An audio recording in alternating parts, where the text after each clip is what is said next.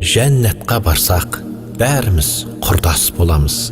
Сағынып тұрар бір-бірін шын дос боламыз. Шаттықтан бар жұрт мақтадай қалықтайтын болады. Қанша өмір сүрсе де еш адам жалықпайтын болады. Күйбең тірлікпен күйік етіп торықпайтын болады. Ит тістеп жылан шағады деп қорықпайтын болады. Жалақы қашан тиеді деп зарықпайтын болады. Жұмыстан қысқарып қалам деп қамықпайтын болады.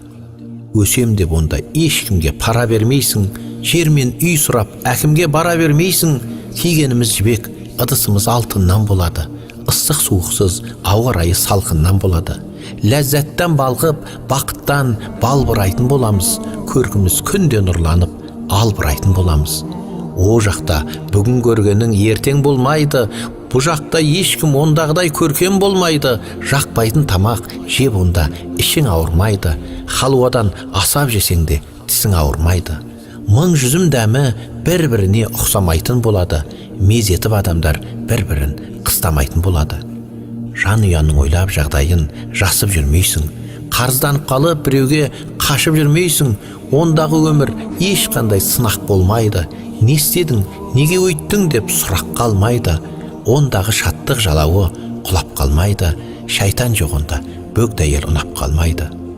Бұлақтар, көлдер, өзендер шырын бал болады.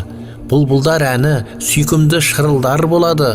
Әйелің сені әр қыздан қызғанбайтын болады. Кешіксең қайда болдың деп сызданбайтын болады. Құштарлық толы кеуделер күмбірлейтін болады. Іштарлық жайлы адамдар дым білмейтін болады. Ол үшін бүгін тазалап ойларымызды, күнәдан аулақ ұстайық бойларымызды, үйлендіріп әрбір салт басты бойдағымызды, адал аспенен тойлайық тойларымызды, ұмытып кетіп қайдағы жайдағымызды, жайбарақат жұрт болайық жайдары жүзді. Ықыласымызды арттырып, амалдарымызды, көбірек басып мешітке қадамдарымызды, жақсыға үндеп, дос, бауыр, жарандарымызды, жомарттыққа шақырып, сараңдарымызды, тірлікте тайған ақтатпай, табандарымызды, түзейік ой мен тілдегі жамандарымызды. Жәннатқа барсақ, бәріміз құрдас боламыз.